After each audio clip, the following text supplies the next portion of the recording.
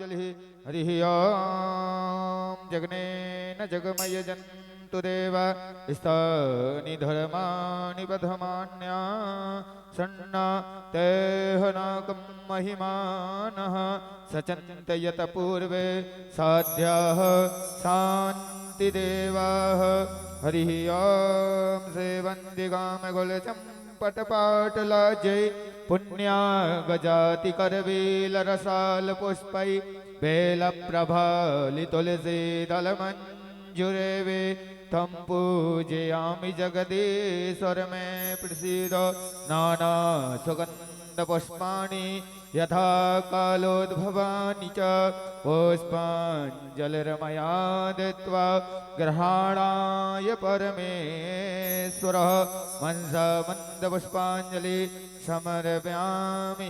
बोलिए श्री कृष्ण कन्हैया लाल की जय हो, वृंदावन बिहारी लाल की जय हो, बोलिए श्रीमद्भागवत महापुराण की जय हो, सुखदेव जी महाराज की जय हो, व्यास नारायण भगवान की जय हो, समस्त देवी देवताओं की जय हो।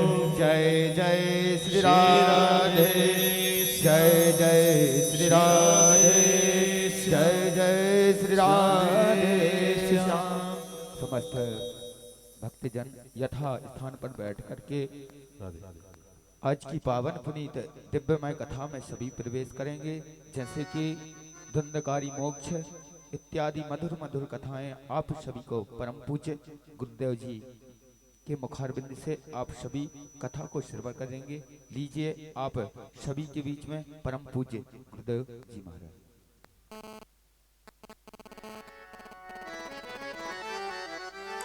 श्री राधे, जय जय श्री राधे,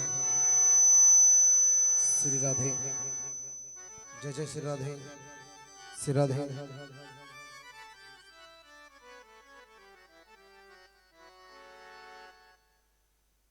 श्री राधे, जय जय श्री राधे, जय जय श्री राधे।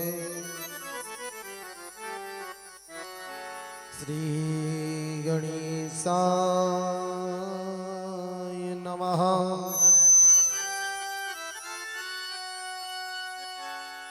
ओम श्री सरस्वत्यै नमः। ओम श्री गुरुचरण कमलेभ्यो नमः। ओम श्री मात पिता चरण कमलेभ्यो नमः।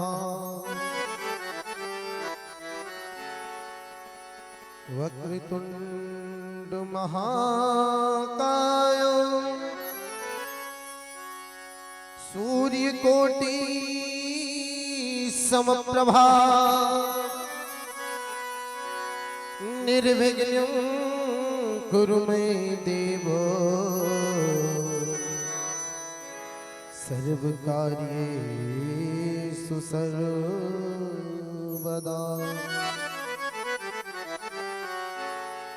गजाननं भूतगणाधिसेवितं कपित्तजम्बू फलचारुभक्षणम् उमासुतं शोकविनाशकारकं नमामि विघ्नेश्वर पादपङ्कजम्।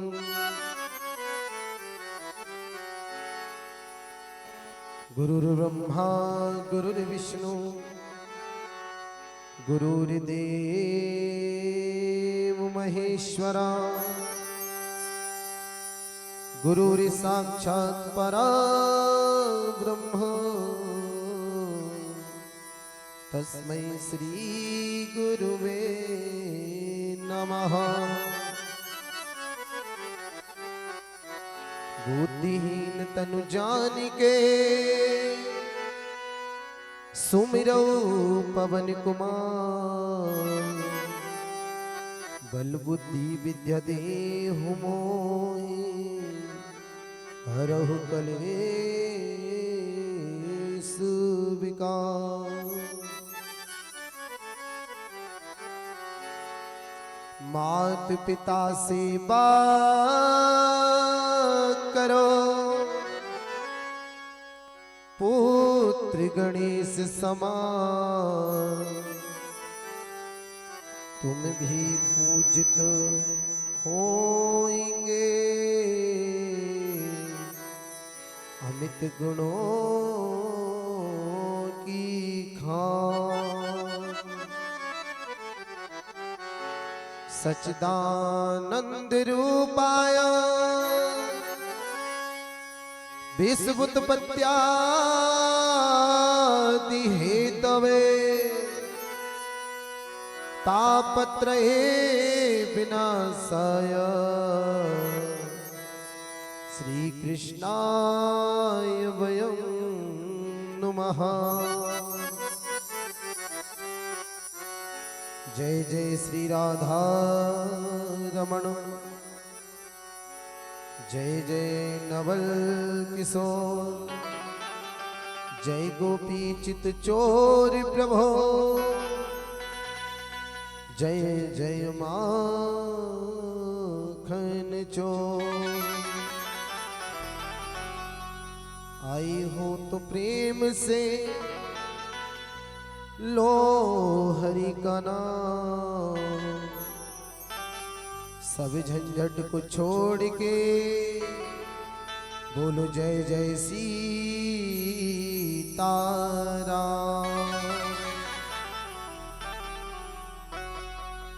बोले वृंदावन बिहारी लाल की, गणेश जी महाराज की, कृष्ण कन्हैया लाल की, सावरिया सेठ की, बाबा भूतनाथ की, सुखदेव जी महाराज की, हनुमान जी महाराज की, श्री भागवत महापुराण की।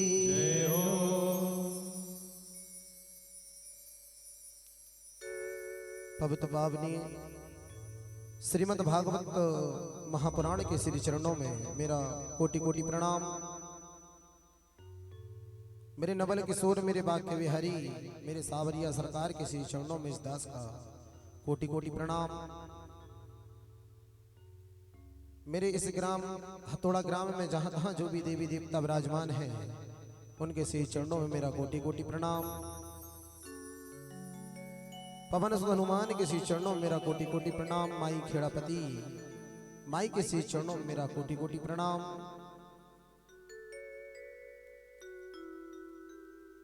मंच पर उपस्थित विप्र ब्राह्मण, इनके हृदय को प्रणाम करते हुए मेरे बाके बिहारी नवल किशोर के कथा में रसपान करने वाले रसिक बंधु, इनके हृदय को प्रणाम करते हुए दूर दराज तक मेरे बाके बिहारी की कथा को पहुंचा रहे हैं ऐसे साउंड वाले भैया के हृदय को प्रणाम करते हुए, साथ ही दूर दूर तक इस ग्राम हथौड़ा में चल रही श्रीमद् भागवत कथा को जो YouTube के माध्यम से जो मेरे भक्तगण श्रवण कर रहे हैं, उनके हृदय को प्रणाम करते हुए, साथ ही मां जगत जननी माता अनुसुईया के पद चरण कमल पर चलने वाली मेरी माता स्वरूपनी, मेरी मैया, जो द्वितीय दिवस से आज रात्रि कालीन की कथा में मेरे भाग्य विहारी नवल किशोर की कथा श्रवण करने के लिए इस पंडाल पर आए हैं, उनके हृदय को प्रणाम करते हुए मेरी छोटी बहन, मेरी बड़ी बहन जो यहाँ कथा श्रवण करने के लिए आई है, उनके हृदय को प्रणाम करते हुए, साथ ही मेरे पिता तुल्य समान बुजुर्गगण यहाँ उपस्थित हैं, जो वो मेरे भाग्य विहारी की कथा को श्रवण करने के लिए रात्रि कालीन की कथा में उपस्थित हैं। उनके हृदय को प्रणाम करते हुए, साथ ही मेरे बड़े भ्राताश्री, बड़े भैया, छोटे बुजुर्ग, नन्हे मुन्ने बच्चे जो बड़े भाव से मेरे भाग्य बिहारी नवल किशोर की कथा श्रवण कर रहे हैं, इनके हृदय को प्रणाम करते हुए बोले प्यारे, जो मेरे भाग्य बिहारी की कथा में इस पंडाल में नहीं आ सकता, किसी कारणवश वो अपने घर से ही कथा को श्रवण कर रहे हैं और अपने घर से ही आनंद उठा रहे हैं, ऐसे बंधु, ऐसे भक्तों को उनके हृदय को प्रणाम करते हुए, साथ ही बोले महाराज, जो वर्मा परिवार में अतिथिगण आए हुए हैं दूर दराज से, उनके हृदय को प्रणाम करते हुए बोले प्यारे, समय का विशेष ख्याल करते हुए आइए प्यारे भक्तों, हम कथा में प्रवेश करने से पहले अपने मन को पवित्र कर लें, उसके तत्पश्चात कथा में प्रवेश करें।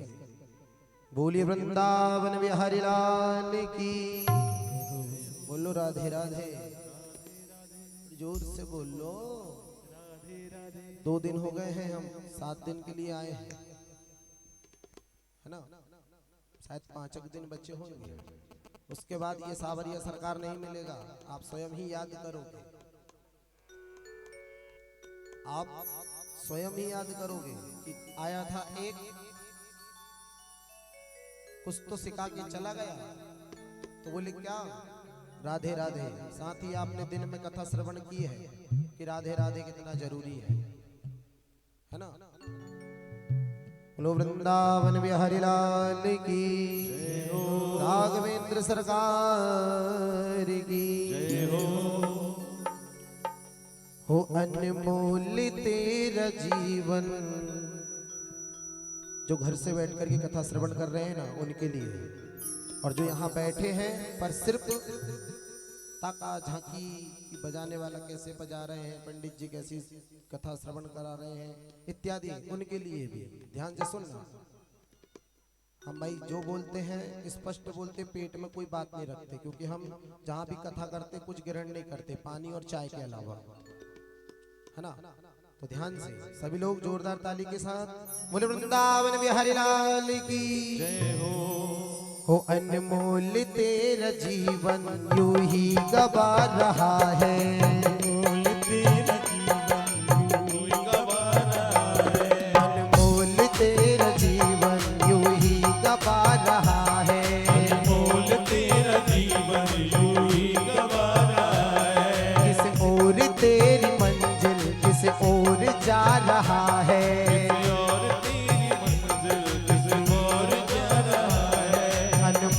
तेरा जीवन यूं ही गवा रहा है, अनमोल तेरा जीवन यूं ही गवा रहा है। हमने कहा था ना, मालिक की कृपा हमारे ऊपर इतनी बरस रही है, कैसे कि इतना दिया मेरे ठाकुर ने मुझे कि जितनी मेरी औकात नहीं। और ये तो कृपा है आप सभी लोगों की, हथौड़ा ग्राम वाले की, ये तो कृपा है आप लोगों की, वरना मुझ में ऐसी कोई बात नहीं। इसलिए दोनों हाथ खड़े करके जोरदार क्या कहेंगे, अनमोल तेरा जीवन यूं ही गवा रहा है, अनमोल तेरा जीवन यूं ही गवा रहा है। किसी और तेरी मंजिल, किसी और तेरी मंजिल किसी और जा रहा है,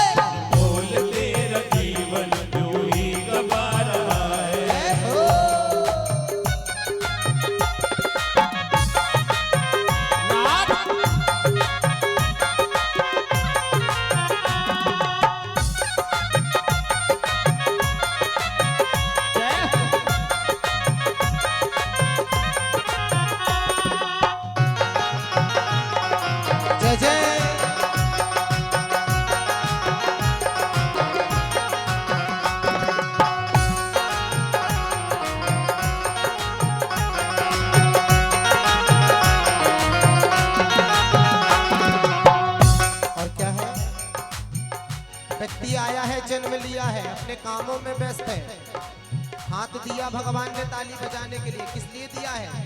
काम करने के लिए तो दिया है, पर भगवान ने ये भी कहा है कि कभी समय मिले तो मेरे लिए ताली बजा लेना प्यारे। मुख दिया है ना, मुख आशब्द कहने के लिए दिया है। आशब्द समझते हो ना, वही गाली गुप्तार इत्यादि, सास बहू का झगड़ा, भाई भाई का 2 गज जमीन की लड़ाई, कोर्ट कचेरी इत्यादि। ऊट पटांग कहने के लिए मुंह दिया है, पर भगवान कहते हैं कि कभी समय मिले तो मेरा नाम ले लेना प्यारे, है ना। पैर दिया है ना, तो बोले कभी पास में मंदिर हो ना, दिवाला भगवान का, तो 1 लोटा जल लेकर के पहुंच जाना और मेरी पूजन कर लेना प्यारे। पर ये जीवन मिला है ना, कहा गया है, बुजुर्गों ने कहा है, आलस्य कुतो विद्या विलस्य कुतो धनम। जो व्यक्ति ने आलस कर लिया ना, उसे विद्या नहीं आती, ना धन मिलता। अभिलस्य कुतो धनम। और जिन्हें नींद ले ली नहीं है भगवान में, रस कीर्तन में, संग में हाथ बढ़ाना है, अच्छे कर्म करना है, जिनने पहुंचाया उनका नाम का रसवादन करना है, काम भी करना, पैसे भी कमाना है। वो लोग हाथ खड़े कर ले जिनको मुक्ति पाना है। इसलिए किसी ने कहा है क्या, कांटों को चूमना सिखाया नहीं जाता।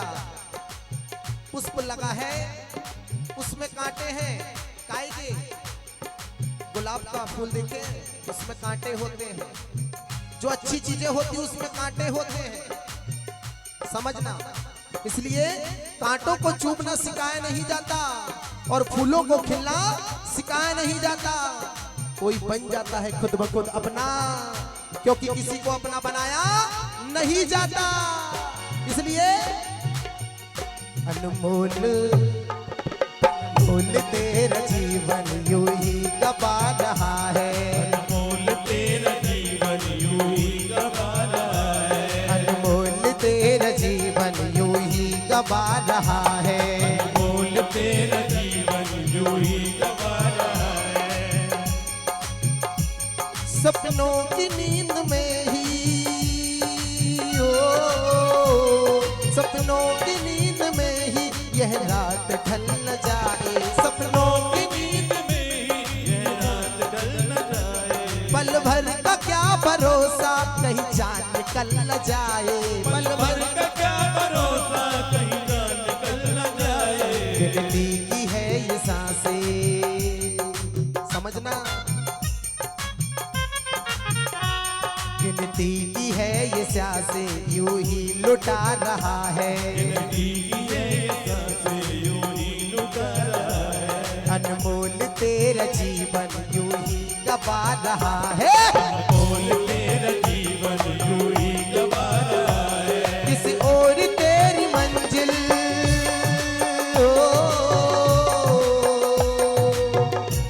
किसी और तेरी मंजिल किसी और जा रहा है, अनमोल तेरा जीवन यूं ही गवा रहा है, अनमोल तेरा जीवन यूं ही गवा रहा है। जय जय।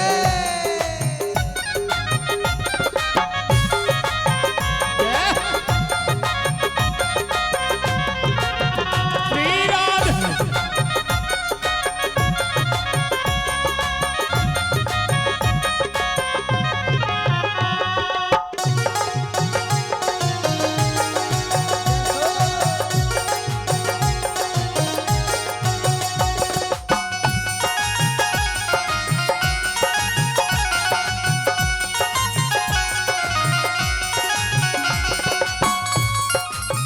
भैया हम ज्यादा दिनों के लिए नहीं आए, हम ओनली 4-7 दिन के लिए आए। 7 यानी 7,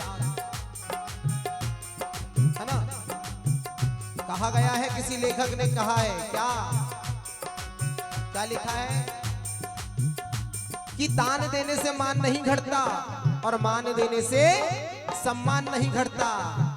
आ जाओ श्रीमद् भागवत जी की पंडाल में, क्योंकि ऐसा अवसर बार बार नहीं मिलता। इसलिए दोनों हाथ खड़े कर ले भाव से, और क्या कहेंगे, तुम्हारा जीवन कहो या मेरा जीवन कहो। यहाँ लिखा है कि ये पल भर की जिंदगी है प्यारे, कब किसी के साथ क्या हो जाए कोई भरोसा नहीं। गिनती की सांस भी दिया है उसी ने, जिनने जन्म दिया, तो वो सांसों को इस प्रकार से मत गवाओ। क्यों? क्योंकि अगले जन्म में आपको मानव बन के आना है। क्या बन के आना है? मानव। और 84 लाख योनि भोग करके आना है, तो मानव का जन्म लेना। और मानव का जन्म कब मिलेगा? तो बोले महाराज हमें भगवान की भक्ति में लीन होना पड़ेगा। जहां भगवान की कथा चलती हो, अगर कट्टर दुश्मन भी कराए तो दौड़ के आना चाहिए। गुरु के घर कोई कार्यक्रम हो तो बिना बुलाए पहुंच जाना चाहिए। मित्र के घर कोई कार्यक्रम हो, मित्र यानी दोस्त, उसके घर कोई कार्यक्रम हो तो बिना बुलाए चले जाना चाहिए। इसलिए अनमोल तेरा जीवन यूं ही गवा रहा है, अनमोल तेरा जीवन यूं ही गवा रहा है, अनमोल तेरा जीवन यूं ही गवा रहा है, अनमोल तेरा जीवन यूं ही गवा रहा है। क्या लिखा है? जाएगा जब यहाँ से हो, जाएगा जब यहाँ से कोई न साथ देगा, जाएगा जब यहाँ से कोई न साथ देगा, इस हाथ जो दिया है उस हाथ जाके लेगा, इस हाथ हाथ जो दिया है उस हाथ जाके देगा। मैंने कहा था कि दान देने से मान नहीं घटता और सम्मान देने से मान नहीं घटता। दान देना जरूरी है प्यारे। यहाँ तुम दान दोगे तो उस हाथ उधर भी तुमको भगवान खाने के लिए देगा, अन्यथा दान नहीं करोगे ना तो वहां भी कुछ नहीं मिलेगा। यहाँ से जब आप जाओगे ना, आए भी अकेले हैं और जाओगे भी अकेले, समझना। अच्छे कर्म करोगे तो व्यक्ति कहेगा फलाना व्यक्ति था, उनने ऐसा किया, किसी बुरे व्यक्ति का सहयोग प्रदान किया तो कहेगा अरे राम राम कैसे चला गया, कितना अच्छा था। और बुरे कर्म करोगे तो अच्छा गया, धरती का बोझ तो कम हुआ, सत्य है। इसलिए जाएगा जब यहाँ से हो, जाएगा जब यहाँ से कोई न साथ देगा, जाएगा जब यहाँ से कोई न साथ देगा, इस हाथ जो दिया है उस हाथ जाके लेगा, इस हाथ जो दिया है उस हाथ जाके देगा। कर्मों की है ये खेती। क्या? कर्मों की है ये खेती।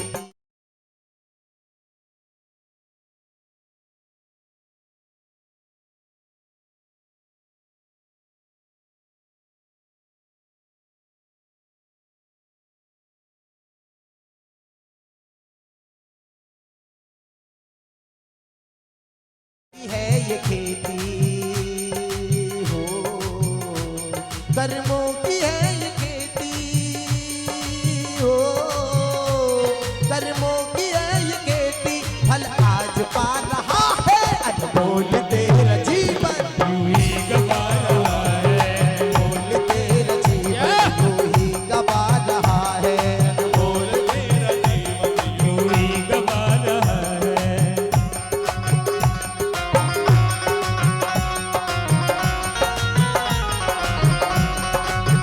जय हो।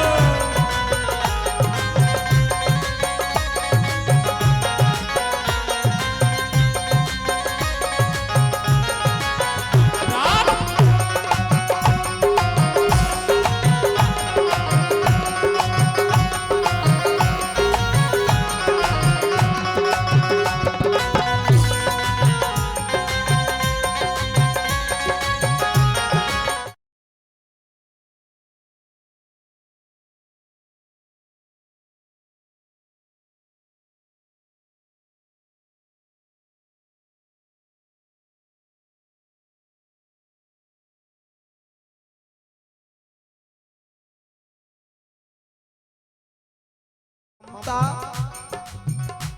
इतना गहरा प्रेम है, ममता इतना गहरा प्रेम है कि हम चाहे कि कुछ करने के लिए, पर वो माँ का प्रेम हमें जाने नहीं देता। पर हमें जाना तो पड़ेगा। क्यों? क्योंकि हम कुछ करेंगे तभी खाएंगे। क्या कहता है लेखक? ममता के बंधनों ने हो,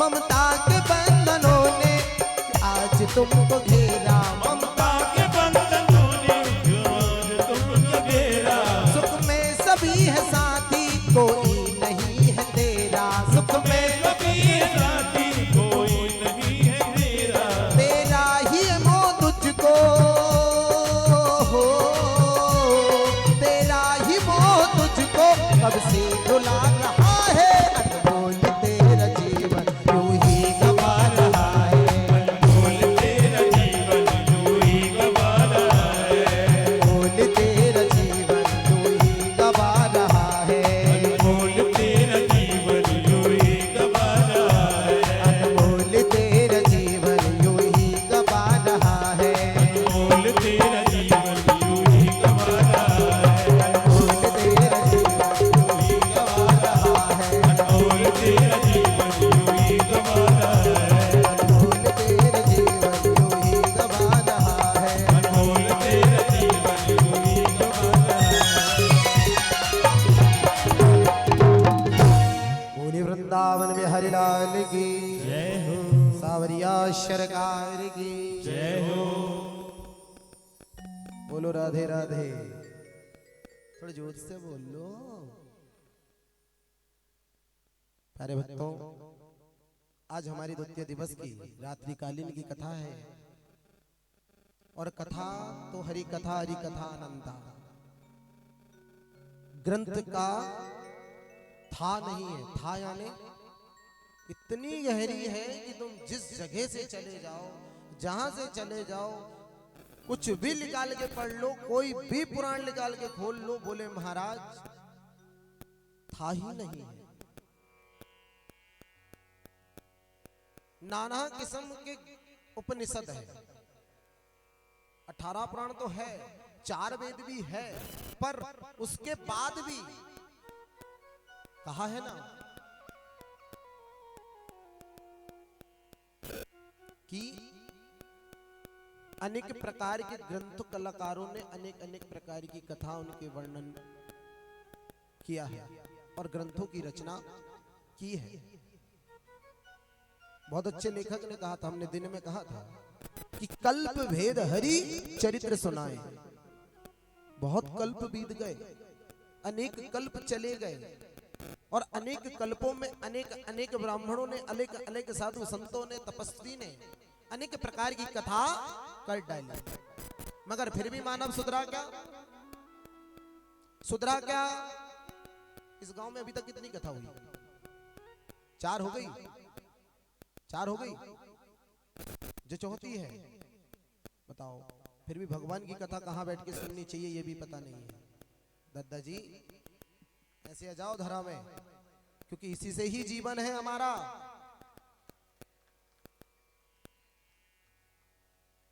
ये धरा जो है ना हमारी माँ है, हम इसमें अनेक प्रकार की गंदगी करते हैं। हमारे ऊपर कोई अगर थोड़ा सा थूक दे तो कितनी जोर से क्रोध आएगा बताओ? नहीं आएगा क्या? आएगा ना, तुरंत एक जमा देंगे, फिर बात की बात से है ना। और अगर ये मार रही है कि तुमको नहीं मार रही ना, इसी में तुम खेती कर रहे हो, जीवन यापन कर रहे हो, सब कुछ कर रहे हो। वेद पुराण में लिखा है आसन शासन अनुशासन, आसन शासन अनुशासन, समझना। आसन भोजन ग्रहण जब करो तो आसन लगाकर ग्रहण करो, पर कैसे करो? ऐसा नहीं कि लोगों के सामने खा रहे हो, नहीं, एकांत में बैठ के खाओ। बोलना नहीं है, बिल्कुल किसी से नहीं बोलना, चुप ही साधन, क्योंकि दिन भर तो बोलते रहते हैं। अरे 10 मिनट नहीं भी बोले तो कुछ होता है? बोले नहीं होता, क्योंकि अन्य पूर्णे सदा पूर्णे, समझना। हर शब्द तुम्हारे लिए समझने योग्य भजन भी बोल रहा हूं, तुम्हारे समझने योग्य कथा भी बोलूंगा। कहा है पोथी पढ़ पढ़ जग हुआ पंडित हुआ ना कोई, 2.5 अक्षर प्रेम का पढ़े सो पंडित होए। कितनी बड़ा प्रवक्ता हो, वो रूम में जाकर के नहीं, बिल्कुल रट्टू तोता बन जा। और फिर यहाँ बोले कि मैं वहां बोलूंगा तो नहीं बोल पाएगा। क्यों? क्योंकि यहाँ तो सिर्फ मेरे बांके बिहारी की बांसुरी बोलती है और कोई नहीं। हमारी उम्र में हमने ऐसे ऐसे प्रवक्ता देख लिए कि मंच मिल गया पर वो बैठ नहीं पाए। बोले क्यों? जो काले सिर के बाल है ना, इनको देख करके अच्छे अच्छे की रोक खड़ी हो जाती है, जिगर चाहिए बोलने के लिए। तो यही धरा है, इसमें हम खेती करते हैं। आसन, शासन और अनुशासन, यहाँ बात चल रही थी प्यारे। बोले आसन, हम भोजन ग्रहण करते हैं जब आसन लगाएं बड़े प्रेम से, पटा रखें बड़े भाव से, थाली रखें बड़े प्रेम से, जल रखें और उसके बाद प्रणाम करके और फिर भोजन ग्रहण करें। बोले क्यों? क्योंकि उसी के लिए व्यक्ति मेहनत करता है इस धूप में कि 2 वक्त की रोटी मिले। सत्य है, उसे प्रेम से खाना है। ना आ रहा है मंत्र तो बोलिए अन्नपूर्णा मैया की जय और ग्रहण कर लिया जाए। ना तो हम ब्राह्मण लोग तो बहुत लंबे लंबे मंत्र बोलते हैं। कहा है ना मंत्र में, कोई भी पुराण उठा के पढ़ लो, पूजन पाठ में पढ़ लो। बोले क्या? अन्नपूर्णे सदा पूर्णे संग्रह प्राणवल्लभे। अन्नपूर्णे सदा पूर्णे, हे अन्नपूर्णा मैया हमारे घर सदा वास करना। अर्थ बता रहा हूं, सुन लो कि हे अन्नपूर्णा मैया हमारे घर सदा वास करना। अन्नपूर्णे सदा पूर्णे संग्रह प्राणवल्लभे। शंकर जी ने, भगवान मैया जी, लक्ष्मी जी ने भिक्षा ली है। भिक्षाम देहि च पार्वती, मैया ने शंकर भगवान को भिक्षा दी है, आप सदा हमारे घर वास करना। उसी के लिए तो 2 वक्त की रोटी खाते हैं। आसन हो गई। दूसरी आसन कहां लगना चाहिए? जब हम पूजन करें। पर कहां भैया? पूजन ऐसे बहुत मुश्किल से मुझे इस्तीफाक एक घर दिखता है कि जहां मेरे नवल किशोर बांके बिहारी की प्रतिमा रखी हो और वो आसन लगा करके बड़े भाव से स्नान कराता हो दूध और जल और इत्यादि पंचरत्न से, और उसके बाद तुलसी माता पर 1 लोटा जल छोड़ता हो, उसके बाद फिर भोजन ग्रहण करता हो। बहुत मुश्किल से मिलता है। इधर तो सुबह उठे बोले महाराज खेत जाना है, पहले कलेवा दे दो। सत्य है। बोले पूजन के समय भी आसन लगा करके बैठना चाहिए। हम अगर कथा श्रवण कर रहे हैं धार्मिक कार्यों में, श्री सत्यनारायण भगवान की कथा हो या गणेश जी की हवन हो या दुर्गा जी की हवन हो, तो बोले आसन अपने नीचे होनी चाहिए। बोले क्यों? क्योंकि सृष्टि के निर्माण में कथा आई है कि ये धरा अब पवित्र है। मधु और कैटब की चर्बी से ये धरा का निर्माण हुआ है, ये अपवित्र है। समझना। अनुशासन, भैया हमें ऐसे चलना है, ऐसे बैठना कि कोई ना बोले उठ, ऐसी वाणी बोलना, कोई ना बोले चुप। समझ गए? अनुशासन, आसन। अब क्या आ गया? बासन।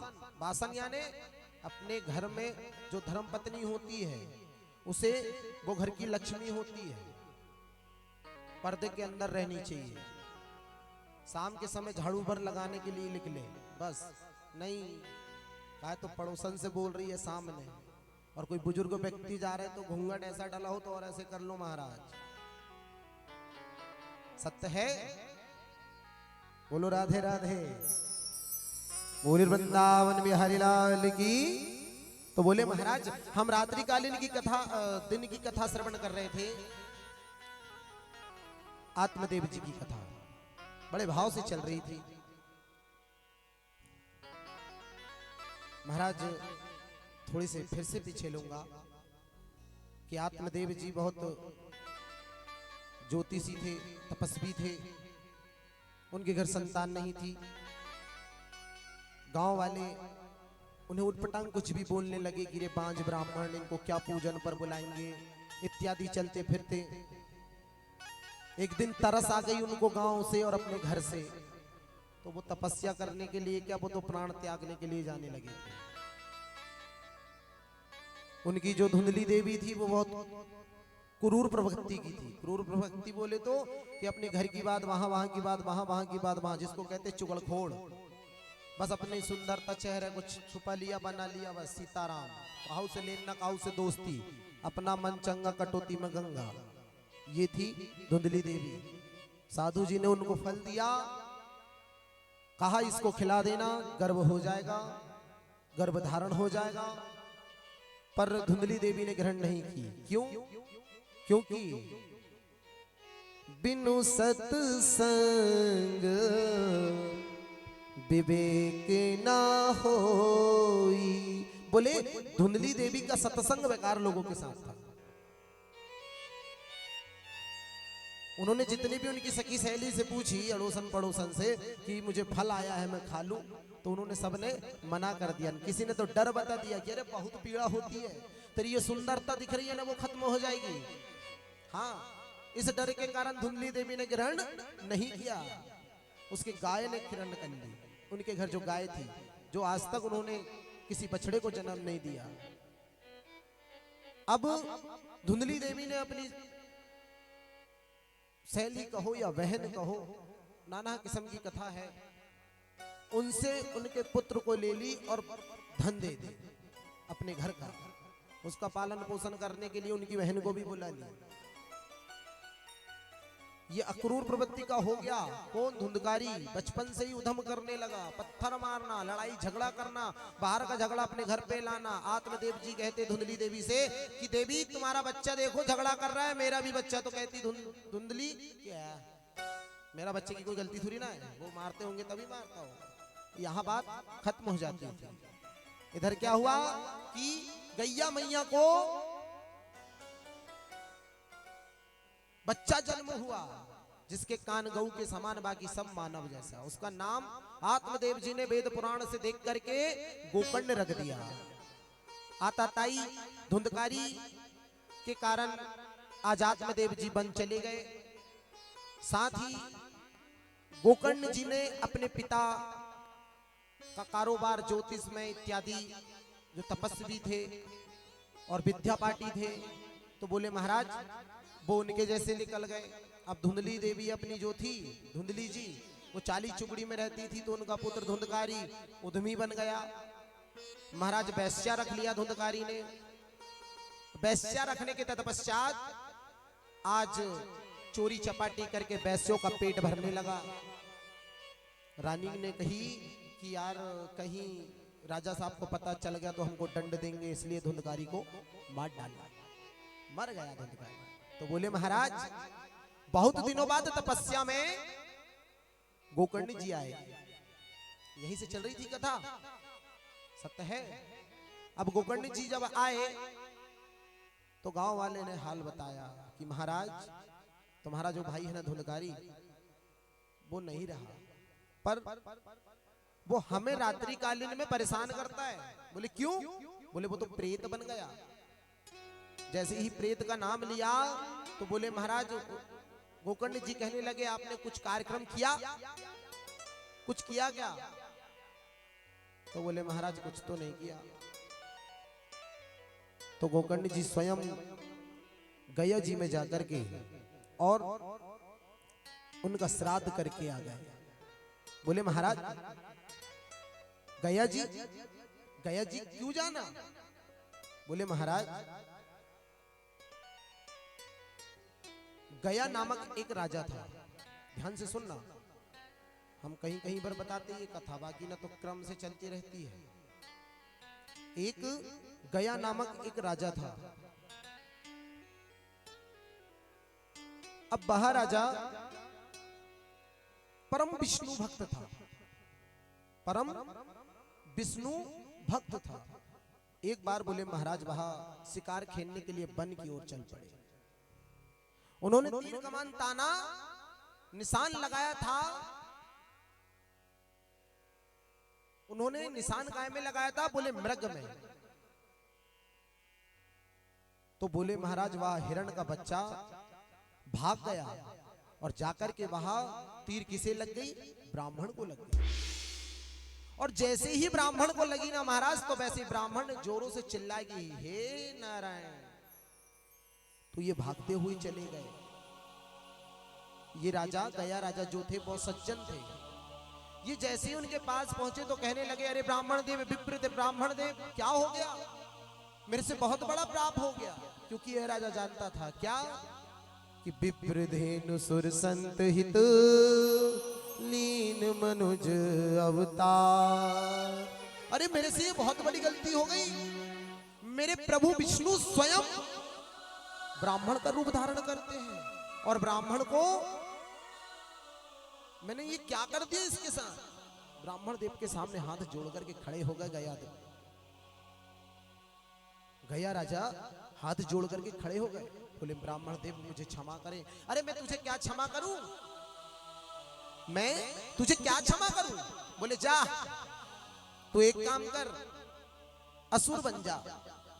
क्या बन जा? असुर। बोले महाराज इनको जो श्राप लगा, तो ये गया असुर जो है ना, बोले महाराज ये राजा का शरीर 5 कोसों में फैल गया। अब जब फैल गया ना महाराज, अब क्या करें, क्योंकि ये विष्णु भक्त भी है, तो ये विष्णु भगवान के भक्त थे, उनकी बुद्धि भ्रष्ट नहीं हुई श्राप देने के बाद भी, कि राक्षस ब्राह्मण ने श्राप दिया तो वो पूरे राक्षस तो हो गए, पर बुद्धि उनकी स्थिर रही। बुद्धि क्यों स्थिर रही? बोले महाराज हमारा सनातन धर्म है, समझना गहराई की बात है। अगर हम यहाँ 7 दिन तक कथा करें और हमारी अगर एक मानव भी अगर बात मान ले या एक मैया भी बात मान ले, तो हमारी ये भागवत सफल हो जाएगी, अन्यथा भागवत करने का कोई मतलब नहीं होता। बोले हमारा सनातन धर्म है। अब यहाँ गया असुर तो बन गया, पर उसकी बुद्धि नष्ट नहीं हुई। क्यों नहीं हुई? सुनो, इसलिए कहता हूं कि पूजन करो। वो पूजन करते थे, विष्णु के नाम से माला जप किया करते थे, माथे पर तिलक होता था। हमारा सनातन हिंदू धर्म, हमने प्रथम दिन रात्रि कालीन की कथा में कहे थे कि सनातन हिंदू धर्म दिनों दिन पिछड़ते चला जा रहा है। पता नहीं हिंदुओं को क्या हो गया, तिलक लगाने में शर्म आती है, तिलक लगाने में। अरे प्रदीप मिश्रा जी ने तो सबको आजकल जागरूक कर दिया, जहां तहां शिवलिंग प्रतिष्ठा हो गई। हाँ, लोग एक पुरुष को देख करके, एक भक्त को देख करके जल लेकर जाता तो दूसरा भी जाता है, पर वो कहता है हाँ 4 दिन की चांदनी फिर अंधेरी रात, देखते हैं कब तक जा रहा है जल लेकर के। बोले नहीं भैया, उसकी तुलना मत करो, क्योंकि वो एक बार जल छोड़ेगा ना तो उसके 100 जन्मों के कर्म जो पाप है वो मिट जाएंगे। मैं नहीं बोल रहा हूं, शिव महापुराण बोल रही है। प्रदीप मिश्रा जी का नारा है ना, 1 लोटा जल और सारी समस्या का हल। तो प्यारे उसको देख करके तुम ये मत बोलो कि 4 दिन की चांदनी और फिर अंधेरी रात। नहीं प्यारे, उसको देख करके तुमको भी जाना चाहिए, जल चढ़ाना चाहिए। क्यों? हम हिंदू है ना, हमारे भगवान है, हम उनकी पूजन नहीं करेंगे तो किसकी करेंगे? अरे काम धंधा तो लगा है प्यारे, वो तो करना ही है दिन भर। गलत बोल रहा हूं? बोले महाराज पूजन करो, माथे पर तिलक लगाओ। बोले क्यों लगाओ? शुभम करो तो कल्याणम मारोग्यम सुख संपदम मम बुद्धि विकासम चा दीप ज्योतिर्नमोस्तुते। बोले शुभम करो तो कल्याणम। भैया हमारा दिन का जो दिनचर्या है ना, उसको थोड़ा सा बदलो। सुबह उठ करके हेलो हाय नहीं करो, बोले भगवान का नाम लो, अपने इष्ट देव का नाम लो, और उसके बाद समझना शुभम करो तो कल्याणम, मेरा दिन हे प्रभु आज का शुभ जाए। शुभम करो तो कल्याणम मारोग्यम सुख संपदम, मार्ग में जो विविधा आए उसे भगा दो। मारोग्यम सुख संपदम मम बुद्धि विकासम चा, प्रभु मैं आपकी पूजन करके आया हूं, ये देखो तिलक लगा है। मम बुद्धि विकासम चा, हमारी जो बुद्धि उसे तेज करो। यहाँ एक ज्योत है, कहा? हमारी दोनों भौं के बीच में। कभी ध्यान करके देखना, आंख बंद कर लेना, सोना नहीं, आंख बंद करना है, भगवान का ध्यान करना। यहाँ आपको अलग कांटा टाइप चुभेगा, ये सोचो चुभना प्रारंभ हो गया तो समझ लो कि तुम्हारी जीवन तर गया। अन्यथा किसी को बोले ध्यान करने के लिए वो सो जाता, कहते गुरुजी ध्यान कर रहे थे, और देखो तो फिर आंखी लाल लाल, समझना। तो बोले शुभम करो तो कल्याणम मारोग्यम सुख संपदम मम बुद्धि विकासम चा, ये तिलक लगा कर आया हूं ना, मेरी बुद्धि का प्रकाश तेज करो। मम बुद्धि विकासम चा दीप ज्योतिर्नमस्तुते। एक दीप प्रज्वलित कर दो प्रभु मेरे माथे पर और मेरा हर बिगड़ा काम बनने दो। तिलक की महिमा ये है। दूसरा तिलक की महिमा क्या है? बोले तिलक हम लगा रहे हैं तो सामने अगर हमारी मृत्यु आई है अचानक, तो बोले महाराज तिलक देख करके यमराज के जो दूत है वो भाग जाते हैं। तिलक की ये महिमा है, समझ रहे हो? इसलिए तिलक माथे पर हिंदू धर्म को, सनातन धर्म को लगाना चाहिए। अभी बीच में देखा होगा आपने एसटी गौन समझ कोई है तो नहीं, वो भी तो तुम्हारी अच्छाई के लिए बोल रहा हूं कि वो उनने अभी अभी बीच में उफान किया था। कौन सा? बोले जय सेवा, सभी ने हल्दी का तिलक लगाना चालू कर दिया चावल का। हाँ सीखो, वो उनका धर्म को आगे बढ़ा रहे हैं और हम हमारा धर्म को पीछे करते चले जा रहे हैं। प्यारे कुछ तो अच्छा कर लो जीवन में आए हो तो, अन्यथा हम नहीं करेंगे ना तो हमारे बाल बच्चे नहीं करेंगे। सत्य है, बताया था मैंने शुरू दिन, कपाल माला कपाल काले। आप बोलते हो तो तुम्हारे बच्चे लोग भी बोलते हैं, और आप कृपाल माला करोगे तो वो भी करेंगे। इसलिए सुधरो, सुधरने का चांस है महाराज। इसीलिए ये जो गया राजा थे, ब्राह्मणों के श्राप के द्वारा ये असुर बन गए। अब ये 5 कोस तक फैल गए, पर इनकी बुद्धि नष्ट नहीं हुई। क्यों? क्योंकि ये भगवान विष्णु के परम भक्त थे। अब महाराज परम भक्त तो थे भगवान विष्णु के। अब बोले महाराज क्या करें? तो बोले मेरी बुद्धि तो नष्ट नहीं हुई, इससे अच्छा ये है कि मैं इस असुर जो मुझे मिला है, जो श्राप मिला है, जो मुझे योनि मिली है, उससे भी मैं लोगों का फायदा कर सकूं। तो बोले क्या करें? गया राजा जी ने एक काम किया कि वहां एक दिन घने जंगल पर चले गए और जाकर के उन्होंने क्या काम किया? बोले महाराज जाकर के उन्होंने तप करना प्रारंभ कर दिया। तप उन्होंने करा, उनके तप करने से भगवान ब्रह्मा जी प्रसन्न हुए।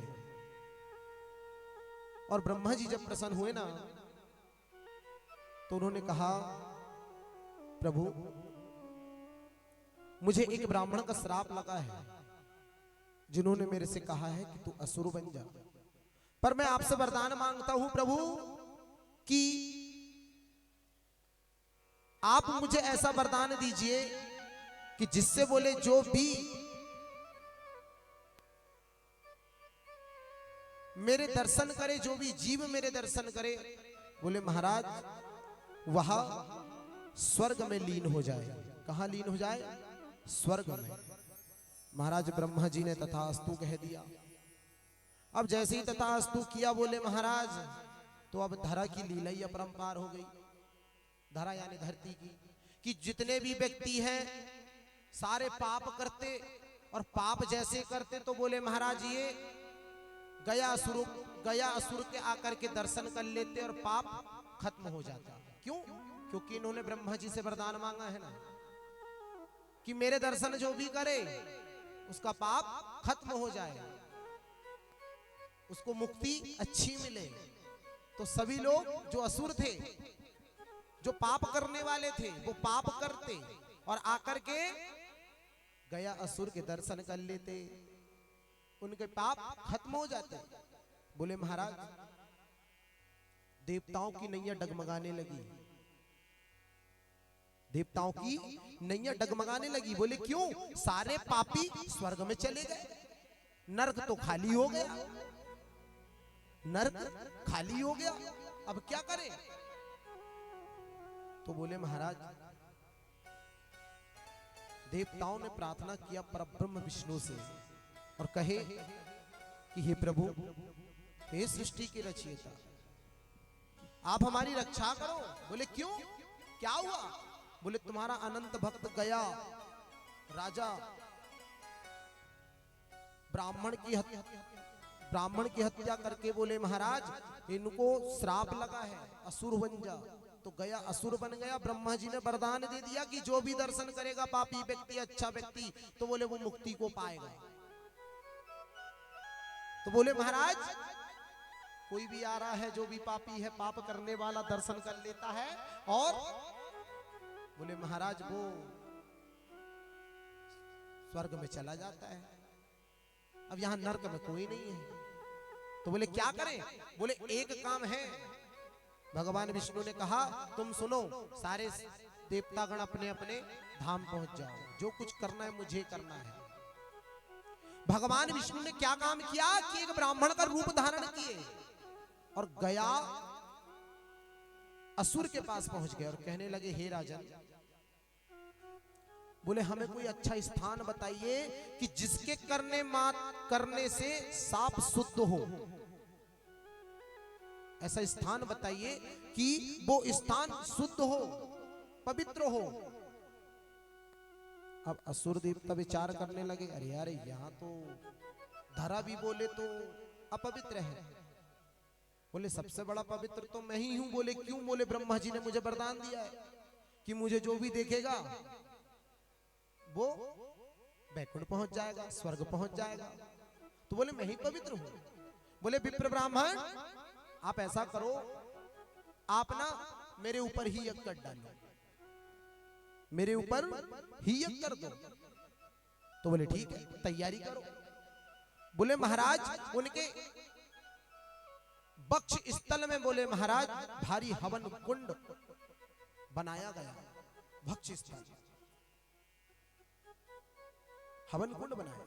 बोले महाराज हवन भी की गई मगर गया असुर की मृत्यु नहीं हुई।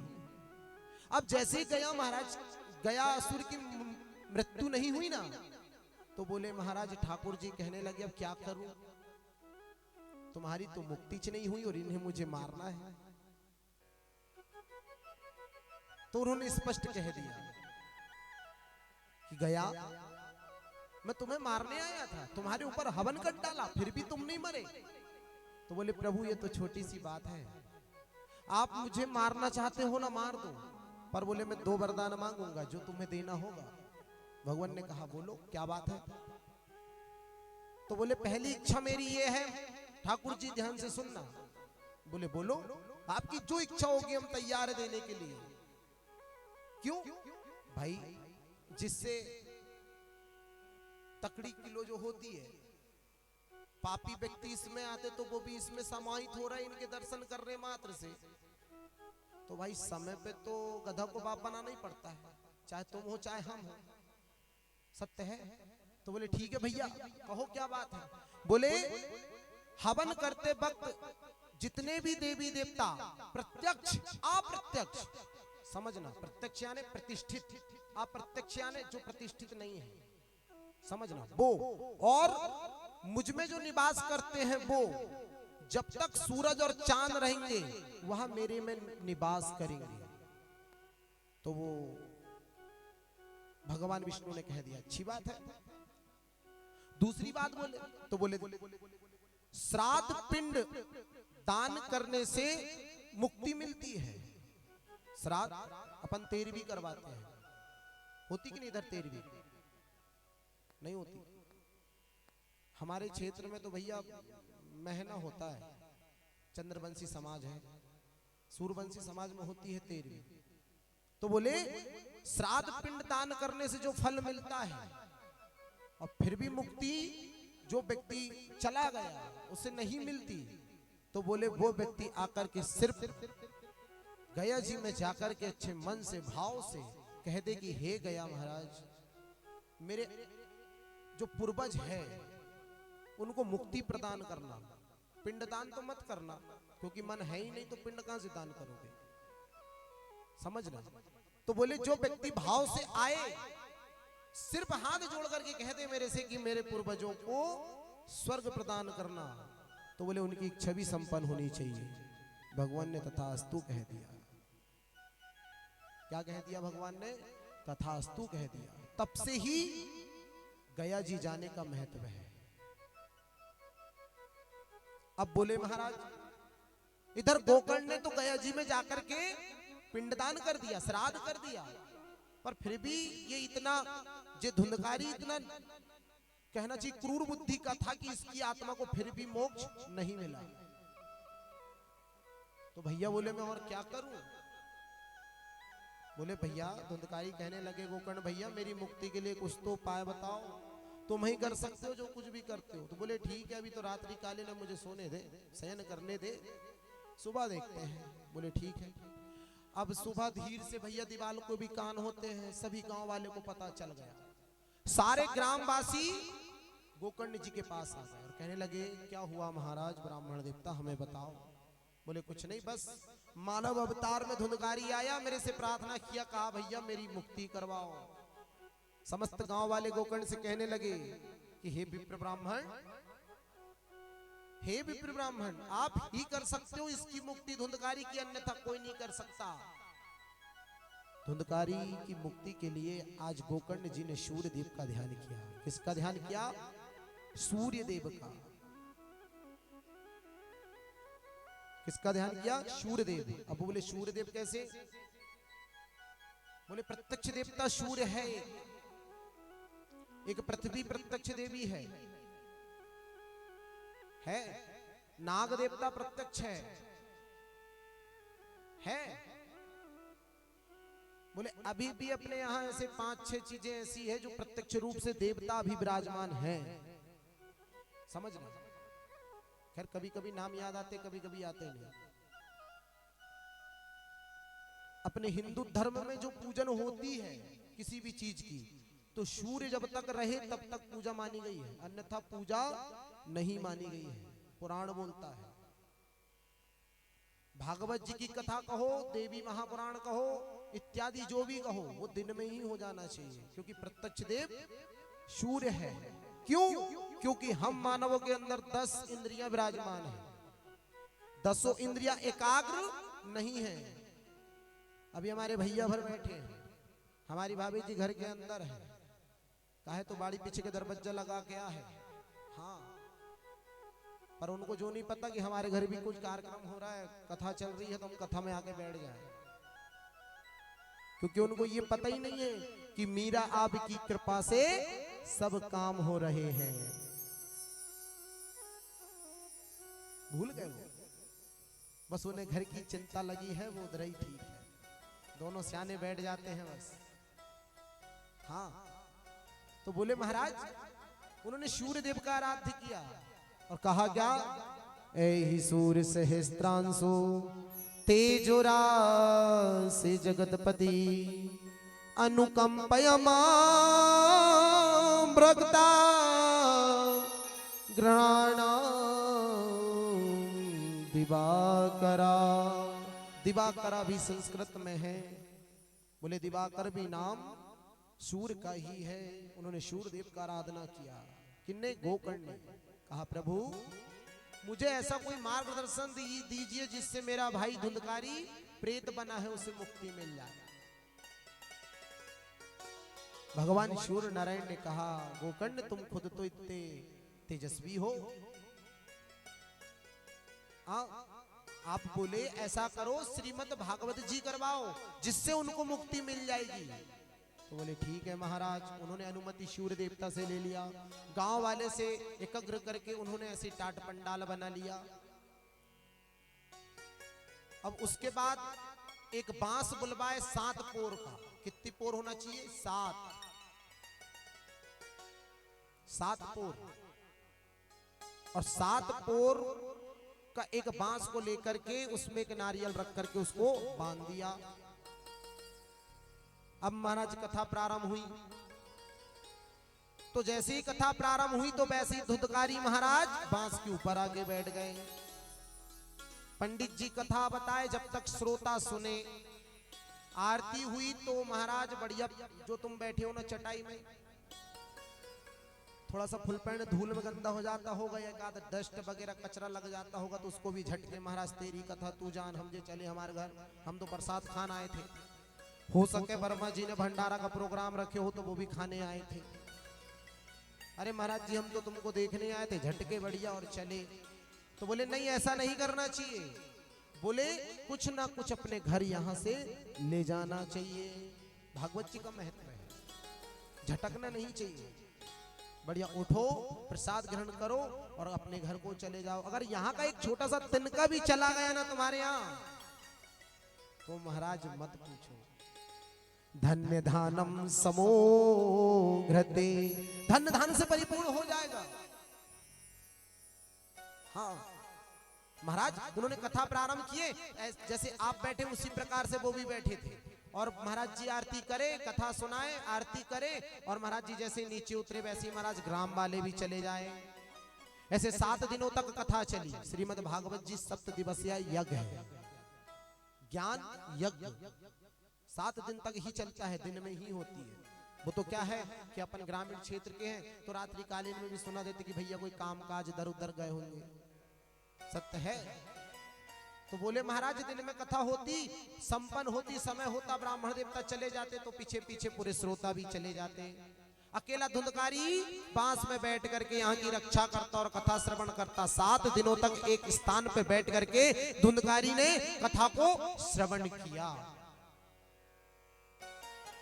और 7 दिन जैसे संपन्न हुए ना, तो परब्रह्मा ने क्या काम किया, एक स्वर्ण का विमान पहुंचा दिया। स्वर्ण यानी सोना, विमान पहुंचाया। 2 पार्षद पहुंचाए अच्छे अच्छे पहलवान, हट्टे कट्टे, हमारे विष्णु महाराज जी जैसे। हाँ, अब महाराज उनके जैसे आए तो सभी लोग ललायित हो गए, अरे हमारे यहाँ सोना आया, हमारे यहाँ विमान आया।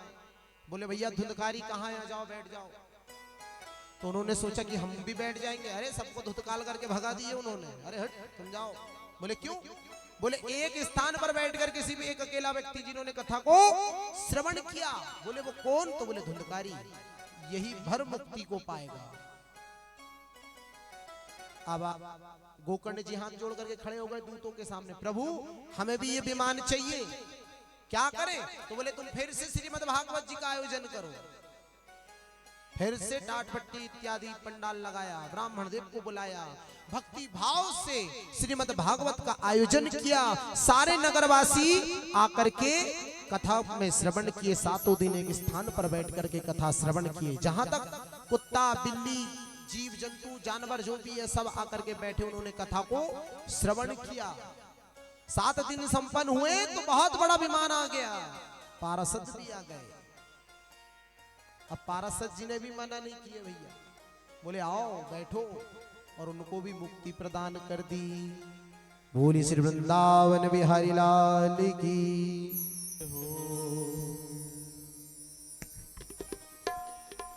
काहे रोए यहाँ तेरो कोई।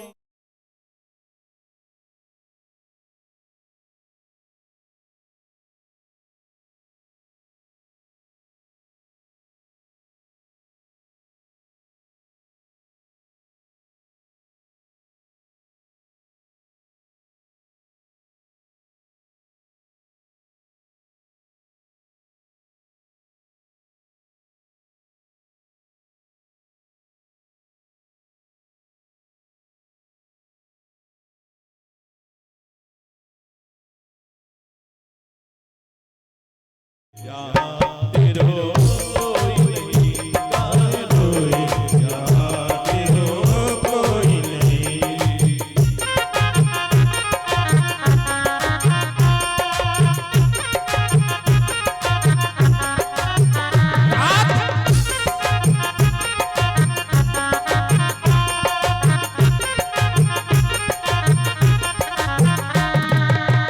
जतन करे जग रिश्तों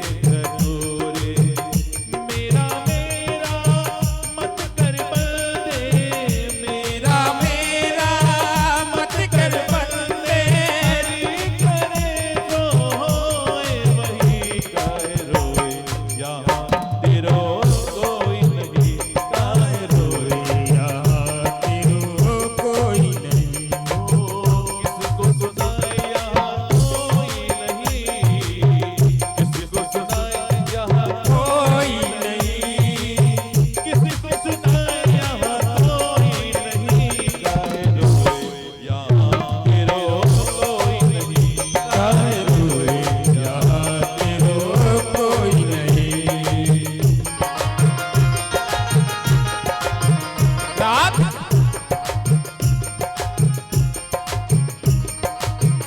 बोले महाराज किसी ने बहुत अच्छे शब्दों में कहा है। बोले क्या? वर्मा परिवार के लिए बहुत अच्छे शब्द कह रहा हूं कि बैठे थे अपनी मस्ती में, बैठे थे अपनी मस्ती में कि अचानक एक तूफान उठा आकर तुम्हारी यादों में कन्हैया।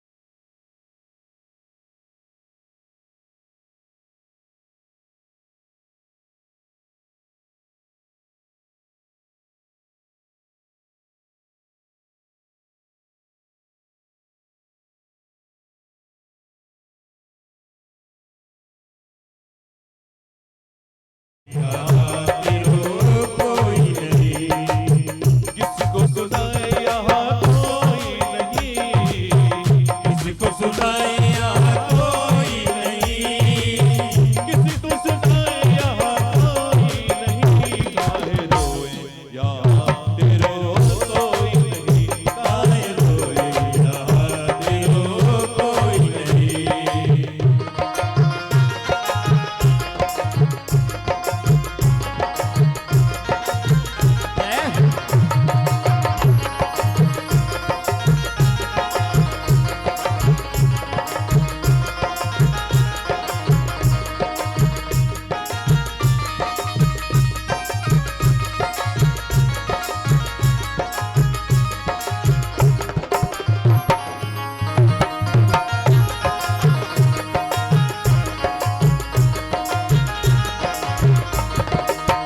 तुलसी मन में सबरी बन में, तुलसी मन में सबरी बन में, जाग तब रघुनाथ मिले, जागे तब रघुनाथ मिले, हो बैरागन मीरा जागी, हो बैरागन मीरा जागी, घट घट में प्रभु साथ मिले, घट घट में प्रभु साथ मिले।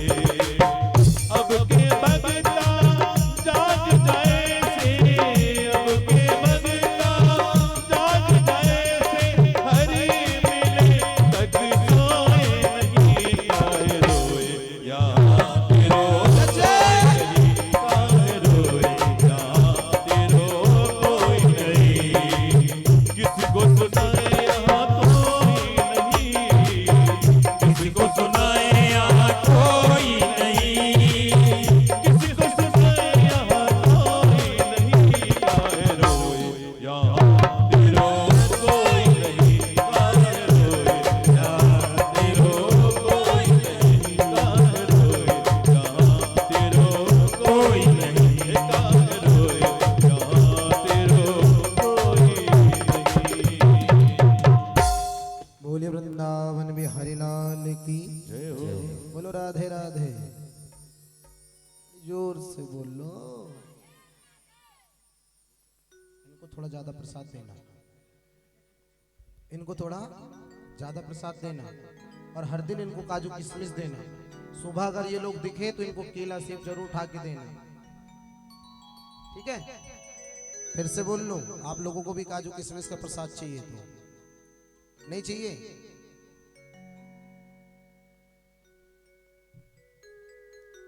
अरे काजू किशमिश का प्रसाद बहुत अच्छा होता है भैया, और प्रसाद की महिमा तो बहुत अनंत है। प्रसाद की महिमा बहुत गजब है। प्रायाने प्रभु, प्रायाने प्रसाद को छोटी मोटी चीज मत समझना। सत्यनारायण भगवान की कथा सुने हो, कलावती लीलावती की? कलावती ने प्रसाद त्याग दिया तो क्या हुआ? इसी प्रकार से प्रसाद का महत्व है। बोले क्या? खाना खाओगे तो वहां तक खाना चाहिए कि जब तक डकार ना आए, समझना। इसलिए प्रसाद का महत्व क्या? प्रा याने प्रभु और सा याने साक्षात, और बोले महाराज दा याने दर्शन। अगर कोई व्यक्ति यहां तक नहीं भी आता और तुम्हारा मित्र हो ग्रामवासी में इत्यादि, नौजवान साथी बहुत एक से एक मित्र है, आजकल मोबाइल में इतने व्यस्त है महाराज, अरे बाप रे, खसकान वालों। और हम यहाँ आए जब से हमारा खसके नहीं रहा ऊपर, हम यहाँ आए जब से खसके नहीं रहा, फोन में बात ही नहीं हो रही, का करें, नेटवर्क ही नहीं, बड़ी समस्या। तो बोले महाराज प्रा याने प्रभु और सा याने साक्षात और दा याने दर्शन। बोले महाराज प्रभु के साक्षात दर्शन पाना ही प्रसाद है, प्रभु के साक्षात दर्शन पाना ही प्रसाद है। तो बोले प्रसाद कोई भी हो, थोड़ा सा भी मिल जाए ना तो ये समझना कि तुमको भगवान के दर्शन हो गए। अब प्रसाद की भाषा समझाऊं तो बोले एक दृष्टांत है। एक राजा साहब थे। कौन थे? राजा साहब। अब बोले महाराज गांव का सरपंच होता है, उसको ही पता होता कि पंचायत कैसे चलाना और ग्राम कैसे चलाना, या तो पूरे पैसे पंचायत के जेब में रख ले या फिर ग्राम के लिए कुछ कर दे। मगर कुछ सरपंच ऐसे होते दयालु, गांव के लिए करते हैं, उसके बाद भी गांव वाले बुरा बोलते हैं। सत्य है, बुरा बोलेंगे, हाँ बुरा बोलेंगे। तो बोले महाराज राजा साहब के मंत्री के कानों में आवाज आ गई कि काश मैं इस क्षेत्र का राजा होता तो कुछ बदल देता, इस क्षेत्र को ही बदल देता। मंत्री से ये बात नहीं पची, सीधे उन्होंने राजा साहब को बता दिया। राजा साहब बोले मैं क्या कर सकता हूं, मैं तो सिर्फ साइन बस कर सकता हूं, दिमाग तो है ही नहीं। हाँ, और देखना जितने बड़े बड़े नेता अधिकारी है ना, पांचवी फैल है, और फिर टोल टैक्स में जाते हैं ना महाराज तो उनका टोल टैक्स नहीं लगता, और अपन चले तो महाराज लाओ पहले 35 रुपए दो फिर आगे चल ले। सत्य है। अरे ब्राह्मण तो सृष्टि के देवता है, उनसे तो टोल टैक्स नहीं लेना चाहिए, हमसे भी टोल टैक्स ले लेते भैया। हाँ। बहुत गजीब बात है, अजब गजब बात है। तो बोले अब क्या करूं, इससे अच्छा ये है कि मैं मेरे बीरबल को बुलाता हूं। अब बीरबल तेज बुद्धि वाले होते हैं। सब्जी मंडी जाओ सब्जी लेकर, तो वो सेठ कहते बीरबल से जाके मिलो। अब वो ऐसी राइटिंग लिखते हिंदी वाली गिनती, वो भी अपन के भी समझना है। तो बीरबल साहब को बुलाए, बीरबल साहब को कहा सुनो बीरबल। बोले क्या? मंत्री साहब ने बताए हैं कि गांव में कुछ लोग बोल रहे हैं कि इनकी जगह राजा मैं होता तो बहुत कुछ कर डालता। बोले राजन आपने तो बहुत कुछ किया है हमारी नगरी के लिए, अपनी नगरी के लिए, उसके बाद भी कौन है जो आपके विपक्ष में बोल रहा है, ये मैं जानता हूँ। बोले ठहरो मैं जाके आता हूँ। बढ़िया, बीरबल साहब ने वेशभूषा बदले और कहाँ चले गए? नगर में भ्रमण करने। अब जैसे ही नगर में भ्रमण करने के लिए पहुंचे तो कुछ लोग, हाँ सत्संग में झाड़ के नीचे बैठ करके, वृक्ष के नीचे चबूतरा होता था पहले, कुछ लोग बोलते थे, उन्होंने भी सुन लिया। बोले हाँ राजा साहब आप सत्य कह रहे हैं, क्या गड़बड़ हो गई? तो बोले कुछ नहीं हुई। तो बोले क्या करें? बोले राजा साहब कुछ मत करो, देख लेते हैं ग्राम वाले में कितनी बुद्धि है, अपने ग्राम वाले में। तो बोले क्या करें? बोले एक काम करो, एक बकरी लेके आओ। क्या लेके आओ? बकरी। और बोले डोंडी पिटवा दो कि राजा साहब ने एक बकरी लेकर के आए हैं, जो इसका पेट भर के लाएगा उसको ये पूरा राजपाट दे देंगे। महाराज डोंडी का पिटवा दे फिर तो क्या बात रखी, मेर लाइन की लग गई पूरी यहां से वहां तक, जैसे कोई राशन बट रहा हो। अब राशन की क्या बात महाराज, राजा ही मिल रहे हैं तो वो तो लाइन लगाएंगे, कड़ी धूप में खड़े पसीना पोंछ रहे हैं। अब नंबर लग रहा है, कितने दिन में लग रहा है पता नहीं। महाराज सभी ने बढ़िया बकरी को उठाए, छोड़े, अपने उससे चराने के लिए ले गए, चरा के लेके आए मस्त। अब बीरबल साहब टेस्टिंग करे, तो बढ़िया वही सत्यानाशी की जो बड़े शौक से खाती बकरी तोड़ के लाए और उसके मुंह में लगाए तो वो खाना फिर से चालू कर दे। दूसरा ने ले गया, बोले हाँ चल साइड हट, तेरे में दिमाग है बकरी कैसे खवाया जाता? मेरे घर बकरी मैं खवा के लाता हूँ। ले गए भैया, गए तो बस उनने भी भर के लेके लो राजा साहब अब ये नहीं खाएगी। फिर से बीरबल साहब ने फिर डटाए, वही पाला, उनने फिर खाना चालू कर दी। वो दूसरे को नाम रखा, वो खुद इसको नाम, बड़े बुद्धिमान, बकरी पेट नहीं पाल सको, मैं नाम रख रहा, चल साइड। तीसरे बोले हाँ तुम दोनों साइड हटो मैं जाता हूँ। भैया क्रम से सारा गांव हो गया मगर किसी ने पेट नहीं भरा। एक गरीब आदमी था, गरीब को किसी का लालच नहीं होता, ध्यान देना। वो अपने मेहनत की खाएगा, खंती खोदेगा और अपनी अय्यासी करेगा, परिवार पालेगा। उसको इधर उधर के नेतागिरी के पैसे इत्यादि जहां तहां से आता कोई मतलब नहीं। मन चंगा और कटौती में गंगा, ना किसी से लेना ना किसी से देना, ना किसी से बुराई ना किसी से भलाई। तो भी मिल गए भैया सीताराम, तुम मिल गए तो राधे से समझना। वो बोले गांव में क्या हो रहा है, क्यों ना मैं भी जाके देखूं। अब भाई एक व्यक्ति खड़ा था, ये धोखस उसके पीछे लग गया लाइन में।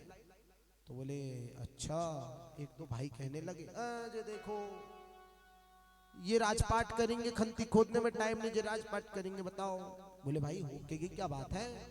बोले कुछ नहीं, डोंडी पिटवाए है कि जो भी ये राजपाट ये बकरी का पेट भर के लाएगा उसको ये राजपाट दे देंगे। बोले अच्छा इतनी सी बात? बोले हाँ।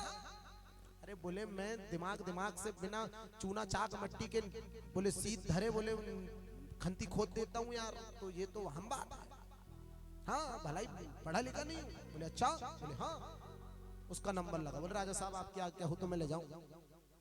लेके गए, बढ़िया ऐसे ही माराबल वाली जगह में बांध दिए उसको, बढ़िया इतना सत्यानाशी सामने रखे। वो तो खैर बेचारे खवा के ला लेते थे बकरी को, पर जे तो महाराज पहले तो वही बुद्धि इतनी बड़ी। हाँ हमने आश्रमों में बहुत खाए, स्कूलों में भी बहुत खाए। हाँ वो पहले के जमाने के व्यक्ति कहते थे, आज भी हमारी दादी कहती कि मार खाए धमाधम विद्याए क्षमा छम। और जो मार से कटरा गया तो बोले महाराज भैंसी लेके चला गया। और जिनने मार खा लिया तो बोले महाराज आज कुर्सी में बैठ गया। समझना? तो बोले महाराज वो गया बढ़िया अच्छी जगह में बांध दिया और पाला थोड़ा सा रख दिया, वही बुद्धि लेके रख लिया सामने। बोले महाराज जैसे पाला में मुंह डाले बकरी देख तेरी की, ऐसे ही चिल्लाए बकरी, फिर से मुंह डाले पाला तरफ तो फिर दे तेरी की। महाराज दिन भर बिल्कुल मार मार के पूरा सुजा दिया, पूरा डम डम बना दिया महाराज। हाँ अब बोले ले चलता हूं प्रभु, हो सके ज्यादा हो गई अगर तो पता नहीं है सीताराम। हाँ पूरी लाल फूल हरी पीली हो गई। अब चरा के लेके आए भैया, तो लोग बात करने लगे रे बाप रे इतने खतरनाक पेट भर के लेके आ गए है दिमागधारी। लेके पहुंचे राजा साहब जी बकरी, बीरबल साहब जी ने दिमाग लगाया, बाप रे गजब खवा के लाए हो इनको। मुझे ऐसा लगता पेट चीर के भर भर के बढ़िया जैसे मिर्ची भरते उस टाइप से, क्या बात है। आओ अब बोले महाराज बीरबल साहब वही पाला रखने लगे, वही सत्यानाशी वाला। तो राजा साहब वो गरीब व्यक्ति कहता सुनो सुनो सुनो। बोले क्यों? बोले आप पाला बाद में खवाना, जितना खवाना खवा देना, पर वो खाएगी नहीं क्योंकि मैंने पेट भर दिया हूं, पर उससे पहले थोड़ा सा मुझे बोले कुछ सहारा देना पड़ेगा। तो बोले क्या सहारा? बोले कुछ नहीं, हाथ दुख रहा है, ये बकरी बहुत भगी इधर उधर, नदी नरुआ एक कर दीजिए जो है ना, बोले जो डंडा थोड़ा सामने रख दूं, बोले जो बुद्धि को, हाँ रख दो बोले बस। बोले महाराज बीरबल कहते ले डार मुंह में खा मुंह में, मुंह से खिलाते जबरदस्ती डालते तो बकरी की निगाह पहले डंडा तरफ जाती, कहे महाराज हमने आंखा है तो फिर पड़ेगी। तो बोले महाराज इसी प्रकार से नाना किस्म के लोग रहते हैं। बोलिए वृंदावन बिहारी लाल की बोलो राधे राधे। थोड़े जोर से बोल लो, ऐसी ही आवाज हर दिन आना चाहिए। तो बोले महाराज, यस्याम सुखदेवम जन्म कथा तु विस्तारये मम श्रद्धाये देवं दृश्य कथत्वां तु कथी कदः। बोले महाराज,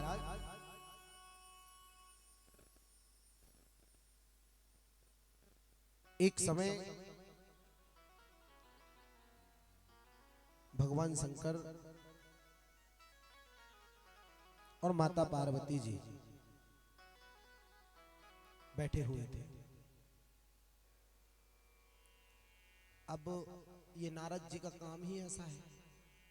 कैसा कि अगर जिनकी जोड़ी अच्छी है उनको बिछलाने का काम नारद का काम यही होता है। तो बोले क्या करूं? बोले क्या करूं? तो श्रीमन नारायण नारायण जप रहे हैं और कह रहे हैं क्या? हो भोलेनाथ की अमर कहानी, सुन लो गौरा पार्वती, भोलेनाथ की अमर कहानी, हो भोलेनाथ की अमर कहानी, सुन ले गौरा पार्वती, भोलेनाथ की अमर कहानी, सुन ले गौरा पार्वती। हो उत्तराखंड में लगा के आसन, हो उत्तराखंड में लगा के आसन, बैठ माता पार्वती, भोलेनाथ की अमर कहानी, सुन ले गौरा पार्वती। हो भोलेनाथ की अमर कहानी, सुन ले गौरा पार्वती। भोलेनाथ की अमर कहानी, सुन ले गौरा पार्वती। हो भोलेनाथ की अमर कहानी, सुन ले गौरा पार्वती। जय जय।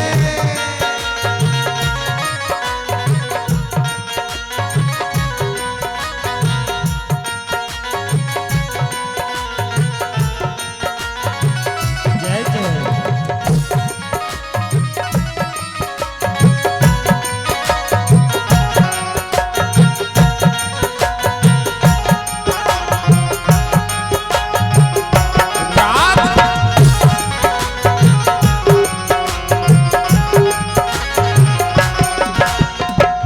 बोले भैया, आपको भी अगर अमर होना है ना तो बड़े जोरदार से ताली बजाओ। बोले क्यों?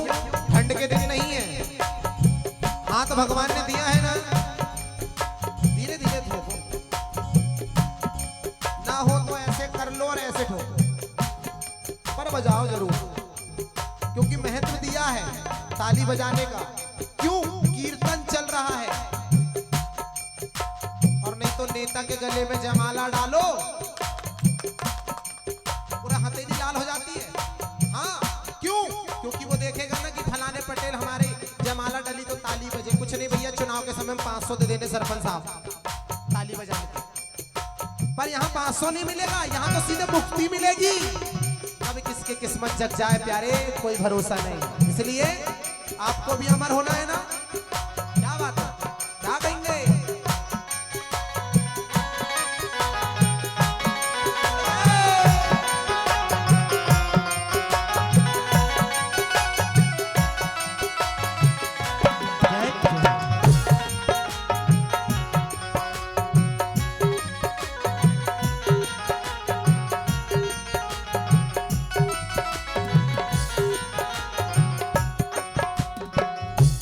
बोले महाराज, ना किसी का दिल चाहिए, ना किसी की हमें जान चाहिए, ना किसी का दिल चाहिए और ना किसी का हमें जान चाहिए। जो कृष्ण को समझ सके बस ऐसा एक इंसान चाहिए, बस हमें एक ऐसा इंसान चाहिए। तो प्यारे आप भी भक्त बन जाओ और आप भी अमर हो जाओ ना। अमर तो होना जरूरी है। जो हम मंदिर में जाते हैं भगवान शिव के तो कहते हैं क्या, भगवान हमारे परिवार के अच्छो रहन रहियो, दुगनी आइयो कर दइयो। सही बात है। तो बड़े भाव से क्या कहेंगे, 1 2 3 4। भोलेनाथ की अमर कहानी सुन ले गौरा पार्वती। भोलेनाथ की अमर कहानी सुन ले गौरा पार्वती। वो उत्तराखंड में लगा दिया सन, बैठी माता पार्वती। हो उत्तराखंड में लगा दिया सन, बैठी माता पार्वती। ओम नमः शिवाय, ओम नमः शिवाय, ओम नमः शिवाय, ओम नमः शिवाय ओम नमः शिवाय ओम नमः शिवाय ओम नमः शिवाय ओम नमः शिवाय ओम नमः शिवाय, ओम नमः शिवाय, नमः शिवाय ओम नमः शिवाय ओम नमः शिवाय, ओम नमः शिवाय, नमः शिवाय ओम नमः शिवाय ओम नमः शिवाय, ओम नमः शिवाय, नमः शिवाय ओम नमः शिवाय नमः शिवाय, ओम नमः शिवाय। नमः शिवाय ओम नमः शिवाय।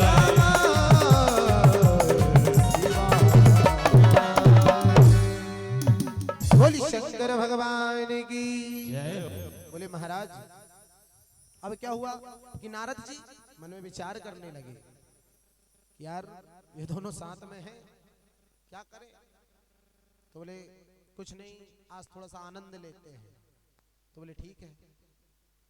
अब भगवान तपस्या करने के लिए भोलेनाथ चले गए। मैया बड़े मीठे मीठे लड्डू बना रही है।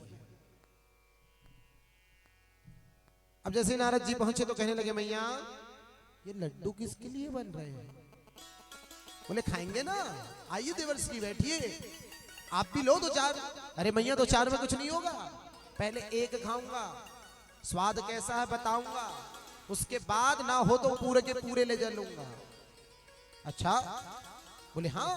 बोले पहले चख के तो देखो।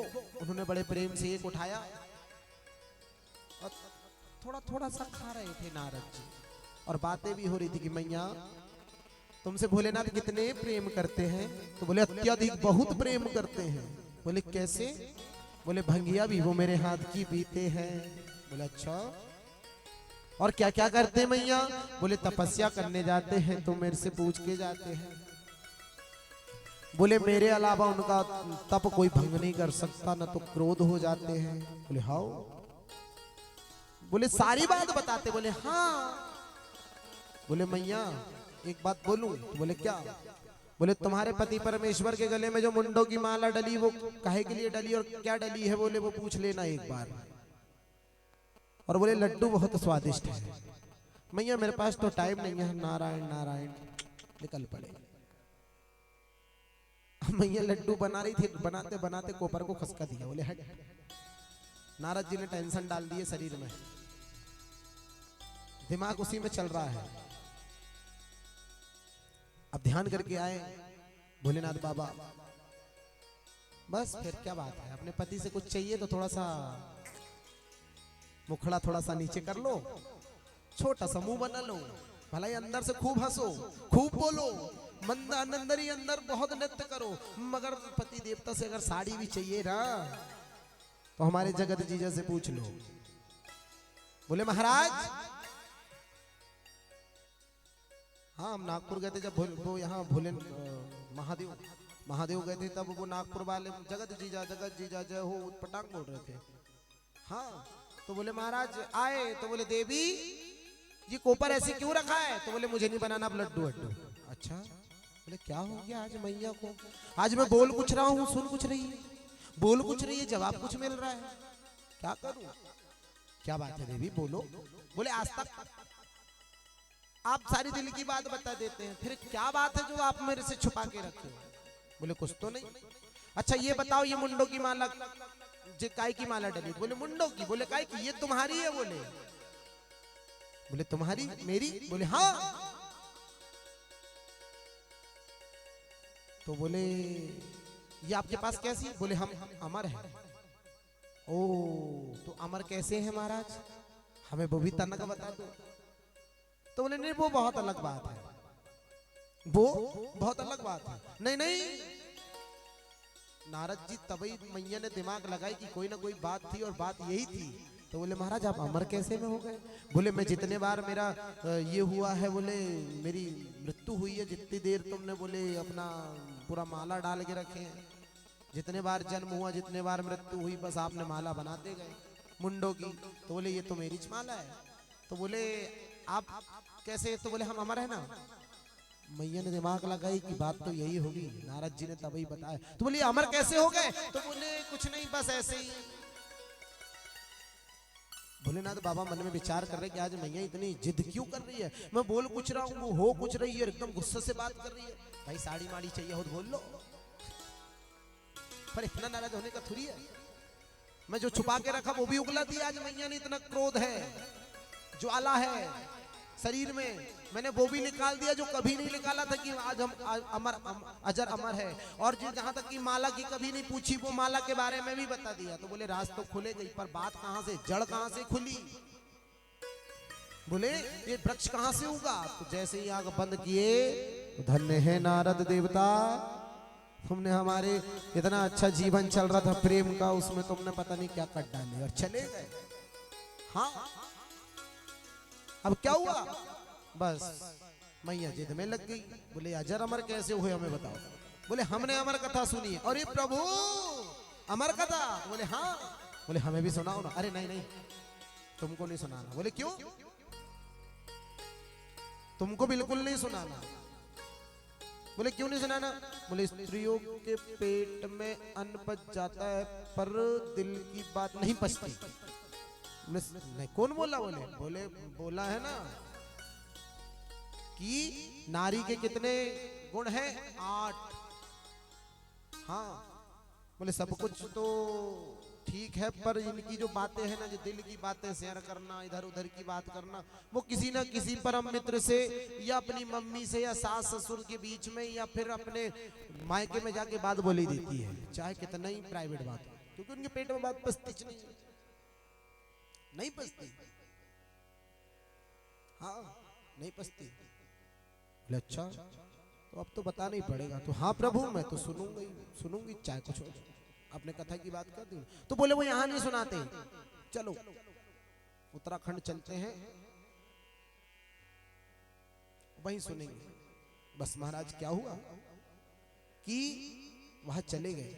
अब जब जैसे ही गए ना, तो बोले महाराज उन्होंने 3 ताली बजाई। कितनी ताली? 3। आप भी जाते हो भगवान शिव जी के मंदिर? पक्का जाते हो ना? क्या नहीं जाते? कितनी ताली बजाते हो? 3 ताली बजाना चाहिए। परिक्रमा कितनी करनी चाहिए? बस यहाँ से गए यहीं से वापस, पूरी भी नहीं करना चाहिए, क्योंकि जो जिलहरी होती है ना उसका अपमान होता है, उससे पानी निकासी होता है, जो जल डालते हैं हम, वो आधी परिक्रमा करना चाहिए उनकी। हाँ उन्होंने कितनी ताली बजाए? 3 ताली में क्या हुआ? बोले महाराज 1 ताली बजी तो जितने जीव जंतु थे सब बाहर। दूसरी ताली बजी तो बोले महाराज जितने भी जीव जंतु और इत्यादि जहां तहां जो भी बैठे हैं, कीड़ा पतंगा